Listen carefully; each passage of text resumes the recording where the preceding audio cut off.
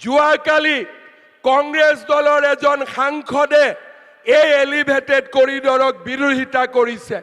মই কংগ্ৰেছ দলৰ এই সাংসদ গৌৰৱ গগৈ ডাঙৰীয়াক ক'ব খোজো, আপুনি বিৰোধিতা কৰি থাকক, কিন্তু অসমে সপোন দেখিছে আকাশ চোৱাৰ, আৰু অসমে আকাশ চুবই, এই কথা মই আপোনাক স্পষ্টভাৱে ক'ব বিচাৰো। আজি অসমীয়াই কোনো পাকিস্তানৰ এজেণ্টৰ ওচৰত আত্মসমৰ্পণ নকৰে। আজি অসমীয়াই কোনো অচিনাকি মানুহৰ ওচৰত আত্মসমৰ্পণ নকৰে।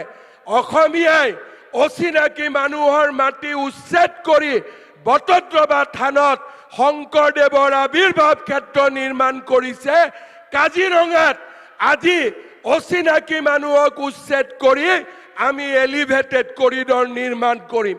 এয়া হৈছে নতুন অসমৰ স্বপ্ন, এয়া হৈছে নতুন অসমৰ দিগন্ত, আৰু সেইবাবে আমি সকলোৱে আজি মোদী ডাঙৰীয়াৰ নেতৃত্বত আত্মবিশ্বাসী, অটল আৰু আমি অবিচল